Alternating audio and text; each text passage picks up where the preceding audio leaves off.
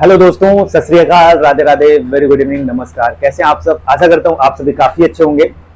तो सबसे पहले मैं आप सभी का तहे दिल से धन्यवाद कहना चाहता हूं कि आप लोग इतना प्यार और इतने कमेंट्स, इतने व्यूज देने के लिए, और हमने फाइनली 1000 सब्सक्राइबर्स कंप्लीट कर लिए। और इन सब चीजों का जो श्रेय जाता है वो आप सभी को ही जाता है, क्योंकि आप सभी की वजह से ही मैं यहाँ पे खड़ा हूँ, और जो भी है सारी चीजें आपकी वजह से ही हैं। तो आप मेरे लिए बहुत इंपॉर्टेंस है, ठीक है। बाकी मैं पूरी कोशिश करूंगा कि आप लोगों के लिए जो भी पॉसिबिलिटीज होंगी, जो भी कोशिशें होंगी मेरी तरफ से, मैं पूरी कोशिश करूंगा ताकि आपके केवीएस पीआरटी और किसी भी टीचिंग एग्जाम्स के लिए अच्छी चीजें हो आपके साथ। तो मैं बार बार और हर बार जितनी बार कम हो सके, ठीक है, शब्द मेरे पास कम पड़ जाते हैं आप लोगों के लिए। तो धन्यवाद धन्यवाद धन्यवाद। तो आज इसीलिए मैं कुछ स्पेशल चीजें लेके आया हूँ, एक स्पेशल टॉपिक लेके आया हूँ जो कि केवीएस जोर दे रहा है जिसपे, ठीक है, जिसपे एनसीएफ जोर दे रहा है, नेशनल करिकुलम फ्रेमवर्क 2005 जोर दे रहा है, एनईपी जोर दे रहा है। उसी चीज को हम पढ़ेंगे। और एक नया कॉन्सेप्ट है जो कि पूरे यूट्यूब पे बहुत कम मिलेगा आपको। ऐसी चीजें जो भी पॉसिबिलिटीज बनती हैं, जहां जहां से पॉसिबिलिटीज बनती हैं, आपसे इंटरव्यू में क्वेश्चंस पूछे जा सकते हैं, मैं सारी चीजें आपको कराने की कोशिश कर रहा हूं। वो चाहे करंट अफेयर्स हो, वो चाहे आपके स्कीम्स हो, केवीएस कल्चर्स हो, केवीएस के बारे में हो, केवीएस की असेंबली क्या है, केवीएस के सारी कल्चर क्या है, मैं सबसे आपको रूबरू कराऊंगा। आपको क्वेश्चंस, मैं सबसे ज्यादा जोर आपका किस पे दे रहा हूं? इंटरव्यू पे दे रहा हूं, और डेमो टीचिंग पे भी दूंगा। डेमो टीचिंग के साथ साथ सबसे ज्यादा जो जोर है वो हमें देना है सिचुएशनल बेस्ड क्वेश्चन पे। तो मैं उसको भी लेके तैयार साथ में चल रहा हूं। तो क्या क्या मैंने ऑलरेडी बता दिया आपको कि डेमो टीचिंग इंटरव्यू में जितनी भी पॉसिबिलिटीज है, वो केवीएस के कल्चर्स हो, केवीएस की स्कीम्स हो, केवीएस के जो भी अबाउट हो, उसके बारे में जो भी हो, सारी चीजें मैं आपको कंप्लीट करा रहा हूं। विथ करंट अफेयर्स करा रहा हूं, जो करंट में चलता आ रहा है, जो बड़े बड़े मुद्दे हैं देश में हो रहे हैं, उनको कंप्लीट करा रहा हूं। तो हर पॉसिबिलिटीज, जहां जहां से पॉसिबिलिटीज बनेंगी, आप इन सब चीजों को पेड कोर्सेज में भी आप यही जाके सीखेंगे। बाकी यहाँ पे बिल्कुल फ्री ऑफ कॉस्ट में मैं सारी चीजें सिखाऊंगा। तो ऐसे वीडियोस को पाने के लिए आप लोग इस चैनल को जरूर सब्सक्राइब कर लीजिए। तो आइए पढ़ते हैं एक नया कॉन्सेप्ट, पंचादी, जिसको हम पंचादी इंग्लिश में भी कहते हैं और हिंदी में भी कहते हैं। तो पंचादी है क्या? एक क्या है कि ये इस पे एनसीएफ जोर दे रहा है, केवीएस जोर दे रहा है, नई शिक्षा नीति जो 2020 है ये जोर दे रही है। तो ये बच्चों के लिए एक 5 स्टेप्स लर्निंग प्रोसेस है, ठीक है, पेडागोजिकल प्रोसेस है, जो कि बच्चों को सिखाने या डायरेक्शन देने में बहुत कारगर साबित हो रहा है। तो इसलिए इस पे जोर दिया जा रहा है। तो आइए बारी बारी से देखते हैं क्या है पंचादी। तो जैसा कि पहले ही लिखा है, पंचादी मीन्स 5 स्टेप्स ऑफ लर्निंग। पंचादी क्या है कि पंचादी एक आदिकाल से ही चलता आ रहा है, पुराने समय से ही चलता आ रहा है कि जो गुरुकुल में और जो भी शिक्षा दी जाती थी वो कहीं ना कहीं वहीं से हमारा लिया गया है। ग्रंथों में हर जगह इसका जिक्र है, तो वहीं से ये कॉन्सेप्ट बन के आया पंचादी। तो एक संस्कृत वर्ड है जिसका सीधा सा मतलब हो जाता है पंचादी 5 स्टेप्स ऑफ लर्निंग या 5 वेज ऑफ लर्निंग। एक पेडागोजिकल प्रोसेस है, ठीक है, एक साइकोलॉजिकल प्रोसेस है जो हमें 3 से लेकर 8 वर्ष तक के बच्चों को सिखाने की कोशिश करनी है कि बच्चों को हमें कैसे इंट्रोड्यूस करना है, कैसे बच्चों को सिखाना है, ठीक है। और इसका जो मेन ऑब्जेक्टिव यही है इसका लाने का कि हम जो बच्चे को सिखा रहे हैं कि उसका आउटपुट मिल रहा है या नहीं मिल रहा है, ठीक है। सबसे अच्छा चीज देखिए, लर्निंग तभी कंप्लीट होता है जब जो चीजें हमने सीखी जो मैं आपको सिखा सकूं, तभी लर्निंग कंप्लीट होता है, ठीक है। तो इसीलिए इस पे जोर दिया गया कि हाँ, हम बच्चों को पढ़ा तो रहे हैं, मोटी मोटी सैलरी भी तो दे रहे हैं टीचर्स को, बट लेकिन क्या उसका आउटपुट मिल रहा है? क्या बच्चे वास्तविक में सीख पा रहे हैं? तो उसी कॉन्सेप्ट को, उसी चीज को सिखाने के लिए इस पे जोर दिया गया, ठीक है, आउटपुट पाने के लिए। तो पंचादी मीन्स 5 स्टेप्स ऑफ लर्निंग, जिसमें से 5 स्टेप हैं। अदिति, जिसको हम इंट्रोडक्शन कहते हैं, संस्कृत वर्ड है बोध, जिसको हम कॉन्सेप्चुअल अंडरस्टैंडिंग बोलते हैं। तीसरा है अभ्यास, जिसको हम प्रैक्टिस बोलते हैं। चौथा स्टेप है प्रयोग, जिसको हम एप्लीकेशन बोलते हैं। और 5वां है प्रसार, जिसको हम एक्सपेंशन बोलते हैं। क्या क्या? लर्निंग, इंट्रोडक्शन बोलते हैं अदिति को, वही दूसरा है बोध, तीसरा है अभ्यास, चौथा है प्रयोग, 5वां है प्रसार। फिर से रिपीट करिए मेरे साथ। पहला क्या है? अदिति है, दूसरा है बोध, तीसरा है अभ्यास, चौथा है प्रयोग, 5वां है प्रसार, ठीक है। तो यहां तक आपको समझ में आ गया। तो ये है क्या? ये एक पेडागोजिकल प्रोसेस है, एक साइकोलॉजिकल प्रोसेस है जो बच्चों को सिखाने में मदद करता है, ठीक है, जो उसे जो 3 से 8 साल के बच्चों के लिए एनसीएफ में यह निर्देश दिया गया है। एक पेडागोजिकल प्रोसेस है जिसको एनसीएफ में निर्देश दिया गया है कि हाँ, बच्चों को इस पांचों प्रोसेस के थ्रू गुजारना है, ताकि बच्चों को जो पढ़ाया जा रहा है, जो सिखाया जा रहा है, बच्चों को आउटपुट मिल पा रहा है रिटर्न में या नहीं, इसी के लिए यह लाया गया पंचादी। अब बात करते हैं एनईपी 2020 के तहत 5 स्टेप लर्निंग का मॉड्यूल तैयार किया गया। तो भाई इसको एनसीएफ तो जोर दे रहा है, बट लाया किसके थ्रू गया, ये मॉड्यूल किसके थ्रू प्रिपेयर किया गया, एनईपी 2020 न्यू एजुकेशन पॉलिसी 2020 के थ्रू इस मॉड्यूल को तैयार किया गया है, 5 स्टेप मॉड्यूल। ठीक है, अब बात करते हैं एनसीईआरटी द्वारा। एनसीईआरटी जो है हमारी, ये सभी स्कूलों को, वो चाहे प्राइवेट हो, वो चाहे पब्लिक हो, वो चाहे गवर्नमेंट स्कूल्स हो, सभी स्कूल्स को निर्देश दिया है कि डायरेक्शन दिया है कि हाँ, आप लोग भी इसको फॉलो करिए। ठीक है, तो यहां तक समझ में आ गया। अब बात करते हैं पांचों स्टेप की कि क्या है पांचों स्टेप, उसमें बारी बारी से डिस्कस करते हैं। तो पहला जो स्टेप है, पहला है अदिति, जिसको हम इंट्रोडक्शन बोलते हैं। क्या बोलते हैं? इंट्रोडक्शन। इसमें किसी नए पाठ या टॉपिक के बारे में बच्चों से कैसे रूबरू कराएंगे, पूर्व ज्ञान के साथ संबंध स्थापित करके एक नए टॉपिक का परिचय कराना। बिल्कुल, इंट्रोडक्शन में क्या है कि जैसे हमें बच्चों को कोई टॉपिक पढ़ाना है, कोई कॉन्सेप्ट पढ़ाना है, जैसे मैं आपको पंचादी पढ़ा रहा हूं, तो पंचादी के बारे में आपको क्या पहले से पता है, आपके पूर्व ज्ञान को जोड़ते हुए मैं कॉन्सेप्ट को सिखाने की कोशिश करूंगा इसमें।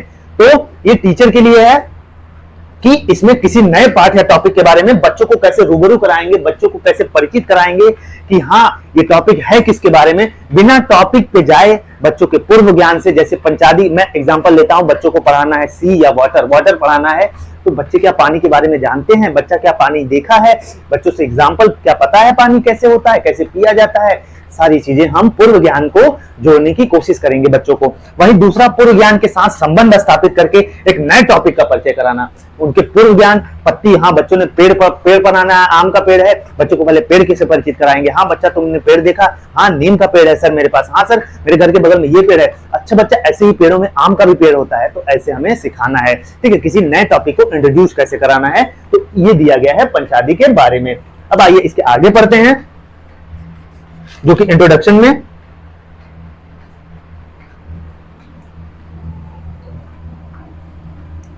अदिति जो हम पढ़ रहे हैं बहुत इंपॉर्टेंट है ये। ठीक है, इस पे सारी एनसीएफ जोर दे रहा है, एनईपी जोर दे रहा है, केवीएस जोर दे रहा है, तो इस पर्पज से यह बहुत इंपॉर्टेंट हो जाता है। और मैं खोज के आपके लिए ऐसे ही कॉन्सेप्ट, ऐसी ही करंट अफेयर्स, ऐसी ही चीजें मैं आपके लिए लेते आता रहूंगा। बस आप लोग ऐसे ही अपना प्यार बनाए रखिए इस चैनल पे। ठीक है, और वीडियो अच्छा लगे तो सब्सक्राइब और शेयर भी करते रहिए। और दूसरा, इंट्रोडक्शन हम लोग पढ़ रहे हैं। ठीक, हम लोग क्या पढ़ रहे हैं? इंट्रोडक्शन।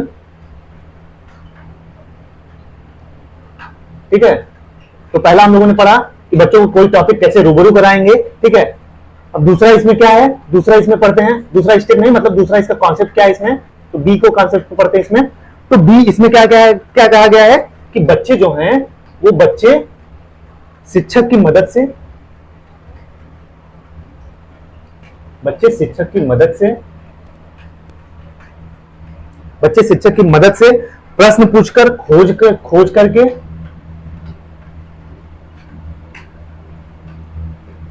प्रश्न पूछकर, खोज करके और विचारों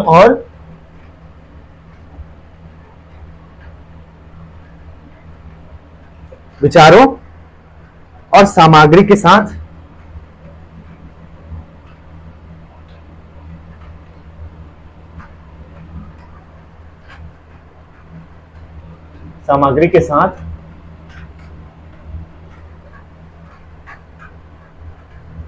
प्रयोग करके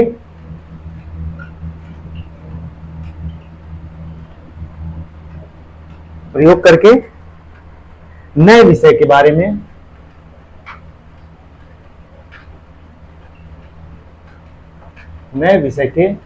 बारे में प्रासंगिक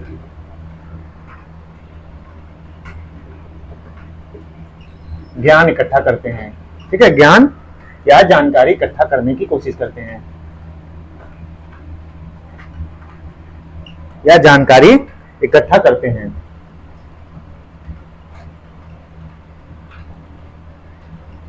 तो पहला, जैसा कि मैंने आपको ऑलरेडी बता दिया कि पहला जो पंचादी में पहला है वो इंट्रोडक्शन है, जिसको हम अदिति भी कहते हैं। तो इसमें पहले ही बता दिया किसी नए टॉपिक को हमको बच्चों को कैसे रूबरू कराना है, इसके बारे में दिया गया है। और बच्चे के पूर्व ज्ञान को, संबंध को, उसको जोड़ते हुए हमें पढ़ाना है। अब क्या है इसमें दूसरा बी पॉइंट क्या है, इसका उद्देश्य दूसरा क्या है, बच्चे शिक्षक की मदद से प्रश्न पूछकर, जो बच्चा है वो शिक्षक की मदद से, टीचर की मदद से प्रश्न पूछेगा, खोज करेगा, खुद से भी खोज करेगा, और अपने जो भी उसके थॉट्स होंगे और जो भी बच्चों के पास सामग्री होगी उसको प्रयोग करके नए विषय के बारे में प्रासंगिक ज्ञान की जानकारी इकट्ठा करते हैं। तो इसमें करता क्या है कि जो बच्चा है वो शिक्षक की मदद से उससे पूछेगा, सर ये क्या होता है, सर आम क्यों गोल होता है, सर आम क्यों ऐसे होता है, सर सर्कल क्यों होता है। तो ये सारी चीजें बच्चा खोज करेगा, प्रयोग करेगा, उसके पास जो सामग्री है उसका प्रयोग करेगा, और इन सब चीजों को समझते हुए, अपने थॉट्स को समझते हुए वो नई चीजों के बारे में, नए कॉन्सेप्ट के बारे में जानकारी इकट्ठा करने की कोशिश करेगा। तो ये है इंट्रोडक्शन। अब बात करते हैं दूसरा। इंट्रोडक्शन के बारे में आपको समझ में आ गया। अब पढ़ते हैं दूसरा, जिसको हम कहते हैं बोध। क्या कहते हैं दूसरा?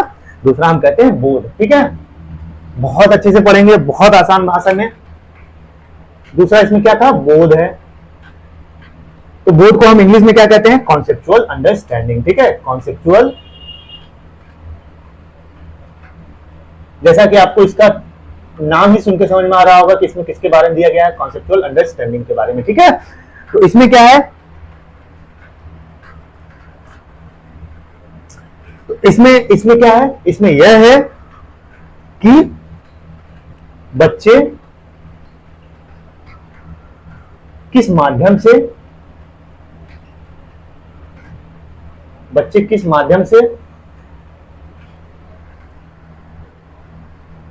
अच्छी तरह से सीखते हैं, अच्छी तरह से सीखते हैं।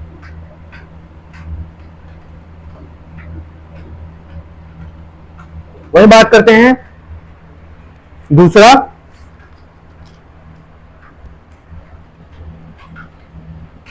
खेल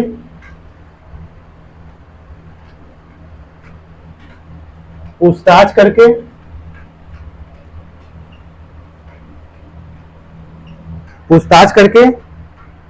प्रयोग, चर्चा या पढ़ने के माध्यम से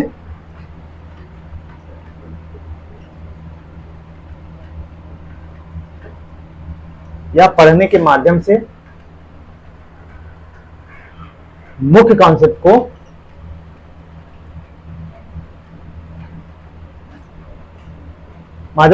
कॉन्सेप्ट को समझने की कोशिश करते हैं।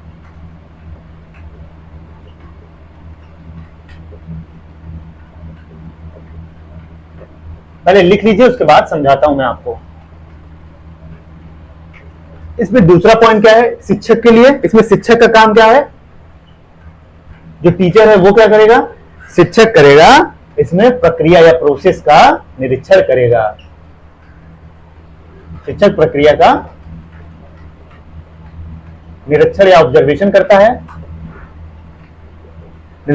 है, और बच्चों को मार्गदर्शन करता है, और बच्चों का मार्गदर्शन करता है।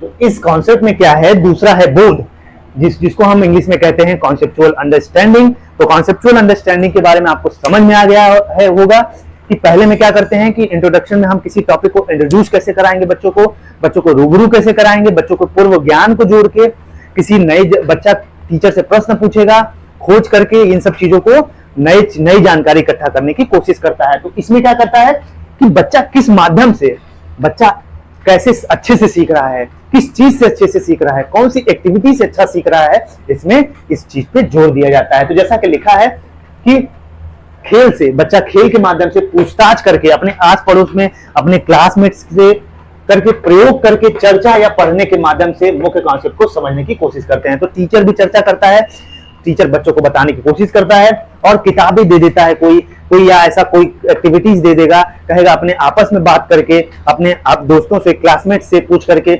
समझने की कोशिश करते हैं। ठीक है, बच्चे जो लिखना आता है, बच्चे को जो पढ़ना आता है, बच्चा खुद की बोध, जो बच्चा का खुद ज्ञान है वो लिखेगा। कोई क्वेश्चनायर के माध्यम से कुछ भी करके बच्चा उसमें अपने मन में, दिमाग में जो भी आता है बच्चा उसमें करता है, और टीचर इसमें खड़ा होकर ऑब्जर्व करता है और बस डायरेक्शन देता है कि हाँ ऐसे ऐसे करिए। ठीक है, इसमें इस कॉन्सेप्ट को समझ लिए होंगे आप लोग। अब बात करते हैं तीसरे कॉन्सेप्ट की।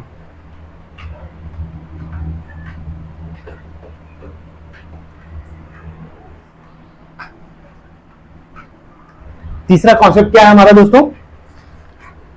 तीसरा कॉन्सेप्ट है अभ्यास।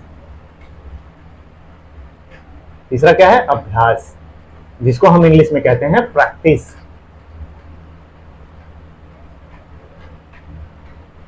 इसको हम क्या कहते हैं? प्रैक्टिस। ठीक है, तो इसमें क्या है? इसमें क्या है दोस्तों? इसमें शिक्षक यह सीखते हैं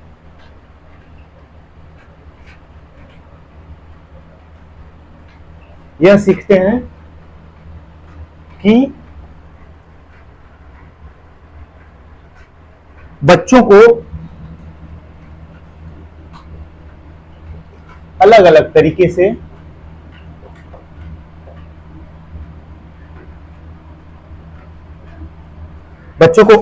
तरीके से कैसे बेहतर ढंग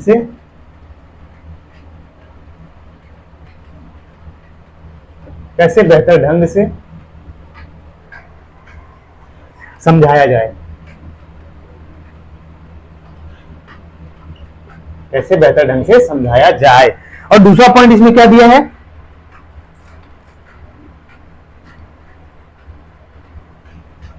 गतिविधियों के माध्यम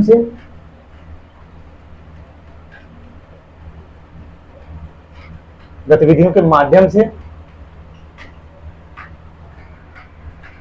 समझ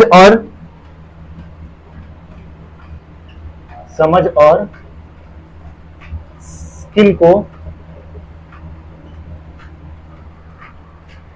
को मजबूत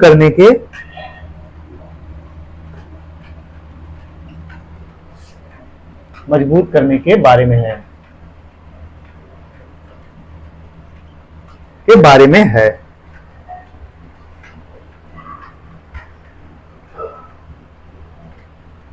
कॉन्सेप्चुअल अंडरस्टैंडिंग, पहले आप लोग सुन लीजिए अच्छे से या समझ लीजिए, लिख लीजिए, उसके बाद मैं आपको समझाता हूं अच्छे से। कॉन्सेप्चुअल अंडरस्टैंडिंग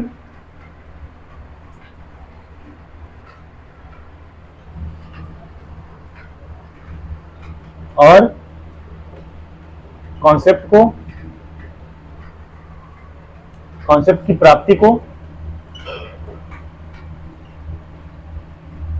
प्राप्ति को सुदृढ़ करने के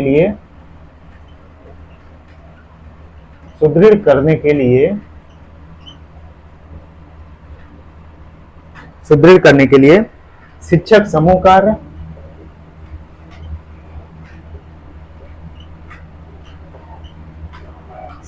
समूह कार्य या छोटी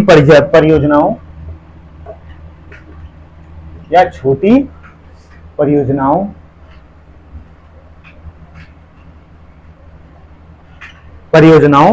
का आयोजन कर सकते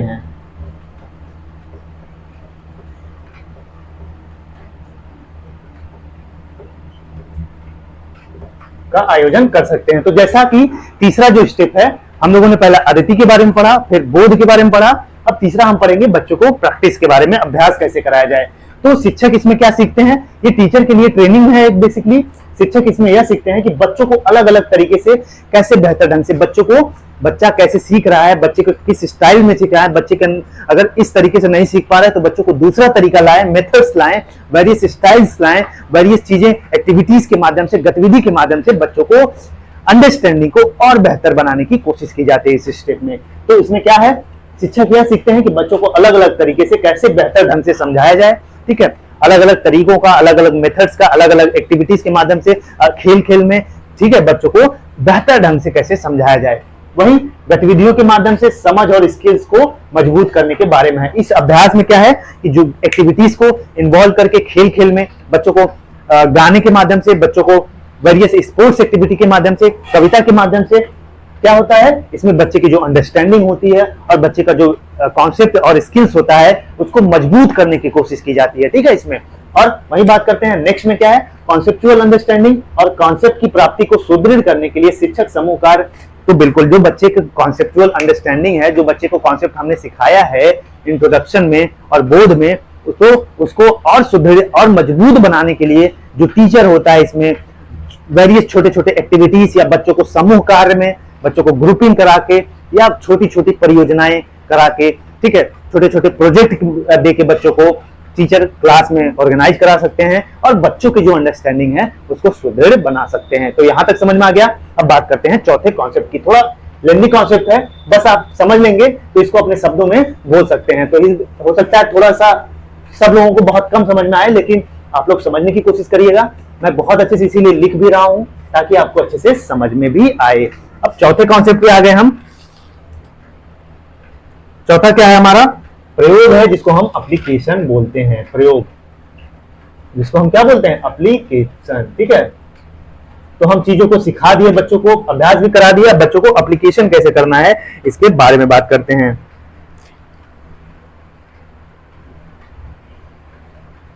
तो इसमें क्या किया कहा गया है, जो चौथा चरण है प्रयोग में बच्चा अर्जित समझ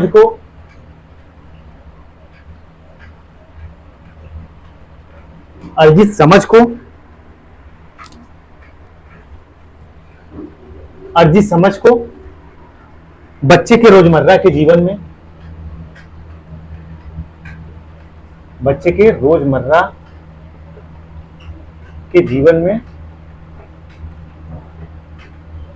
के जीवन में लागू करने के बारे में है।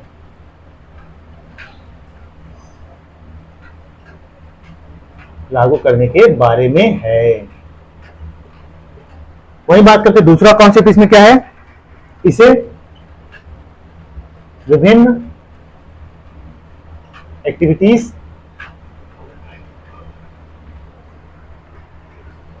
एंड छोटी परियोजनाओं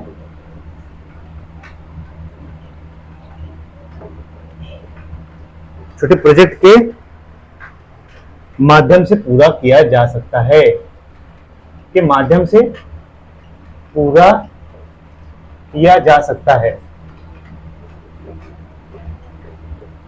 तो इसमें क्या है दोस्तों, इसमें यही है, सीधा सा मतलब समझिए कि बच्चा जो भी नॉलेज, जो भी कॉन्सेप्ट को अंडरस्टैंड करता है, समझ करता है, जो भी ज्ञान अर्जित करता है, उसको बच्चे के रोजमर्रा के जीवन में लागू करना। एप्लीकेशन का मतलब सीधा सा यही है कि हम अपने जो भी कॉन्सेप्ट को सीखते हैं अपने डेली लाइफ में क्या उसका यूज कर पा रहे हैं, किसी को बता पा रहे हैं, ठीक है, किसी को समझाना हुआ समझा पा रहे हैं, उसका एप्लीकेशन हमारे डेली लाइफ में हो पा रहा है कि नहीं हो पा रहा है।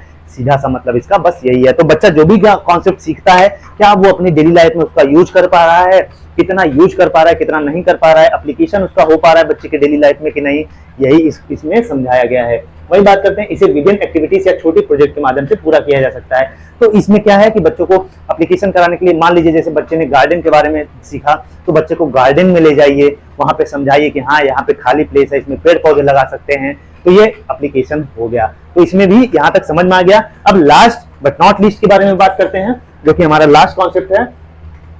लास्ट कॉन्सेप्ट हमारा क्या बचता है, उसको हम सीखते हैं प्रयोग। हम लोगों ने 4 कॉन्सेप्ट को पढ़ लिया। 5वां कॉन्सेप्ट हमारा है प्रसार, ठीक है, जिसका एक्सपांशन कहते हैं हम।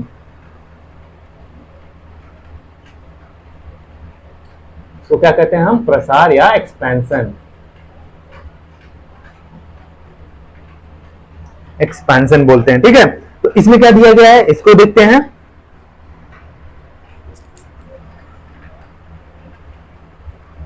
इसमें शिक्षक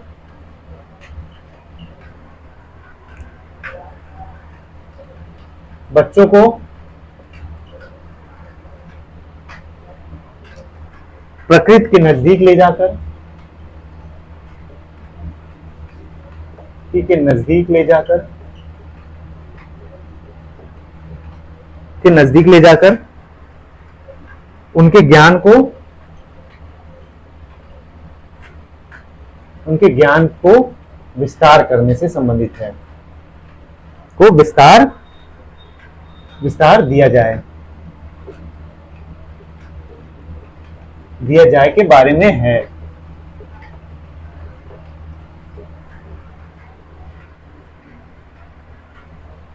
और इसमें बच्चों को आगे चलकर दिमाग में रहे, न कि रट कर भूल जाए वो। ठीक है,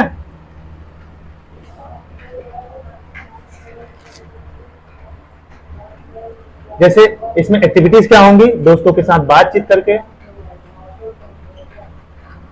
दोस्तों के साथ बातचीत करके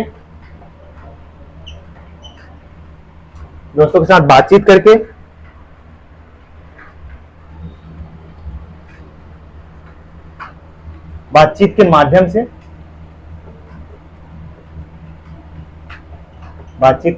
से अर्जित समझ को फैलाना, अर्जित ज्ञान को फैलाना होता है। ठीक है, अर्जित ज्ञान को फैलाना, एक दूसरे को नई कहानियां सुनाना,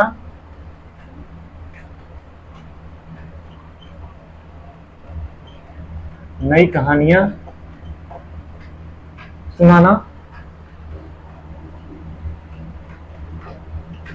गाने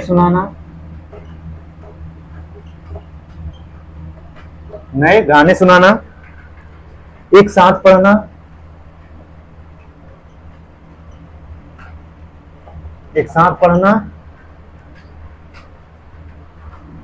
एक दूसरे के साथ नए खेल खेलना।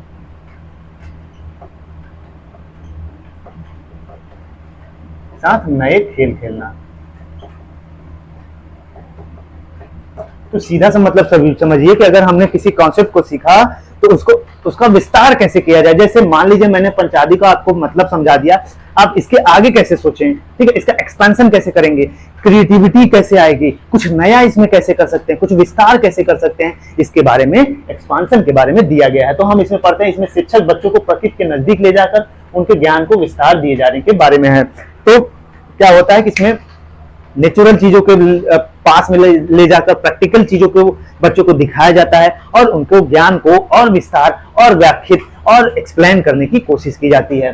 वहीं आगे चलकर दिमाग में, सही बात है, अगर हम बच्चों को देखिए, इसका पंचादी का मेन ऑब्जेक्टिव ही है कि बच्चे रटे ना। ठीक है, बच्चा कॉन्सेप्ट को तो रट लेते हैं, जो आजकल के प्रेजेंट सिनेरियो में हो रहा है, इसीलिए यह इंपॉर्टेंट है कि बच्चा रट लेता है और भूल जाता है। तो हम बच्चे को अगर प्रैक्टिकली कोई चीज सिखा देते हैं कि हाँ बेटा, मार्कर सुना है बच्चे ने, मैंने मार्कर को दिखा दिया, मार्कर से लिखा जाता है, इसके बारे में बता दिया, एक्सपेंड कर दिया, तो बच्चे कभी भूलते नहीं है। ठीक है, रटा रटाया चीजें भूल जाते हैं, तो इसीलिए इस पर जोर दिया जाता है। तो दोस्तों के साथ इसमें कैसे मजबूत बनाया जाता है या कैसे बच्चे को एक्सपांड किया जाता है किसी नॉलेज को, तो दोस्तों के साथ बातचीत के माध्यम से अर्जित ज्ञान को फैलाते हैं, एक दूसरे को नई कहानियां सुनाते हैं बच्चे, इसमें गाना सुनाते हैं, एक दूसरे के साथ नए नए खेल खेलते हैं। तो आई होप सो क्या है पंचादी, और इसमें 5 वेज ऑफ लर्निंग या 5 स्टेप्स क्या क्या है लर्निंग के, आपको काफी अच्छे से समझ में आ गया होगा। तो इस वीडियो में यहीं तक। ऐसे ही रोज नए नए कॉन्सेप्ट, नए नए करंट अफेयर्स, नए नए केवीएस इंटरव्यू और डेमो टीचिंग को पाने के लिए इस चैनल को जरूर सब्सक्राइब कर लीजिए, ताकि आप तक यह वीडियो सबसे पहले पहुंचे। और last but not least, I would like to thank you so much कि आप लोगों की वजह से मेरा एक चैनल जो है वो मोर देन 1000 फैमिलीज हो गई है, हमारी एक यूट्यूब की फैमिली हो गई है। तो जिसके लिए मैं सदैव तत्पर रहूंगा हर संभव मदद करने की, वो चाहे पढ़ाई से हो, वो चाहे गाइडेंस से हो, वो चाहे मार्गदर्शन से हो, वो चाहे किसी चीज से हो। तो चलिए ऐसे ही हंसते रहिए, मुस्कुराते रहिए और अपना प्यार इस चैनल पे बनाए रखिए। तब तक के लिए जय हिंद, जय भारत।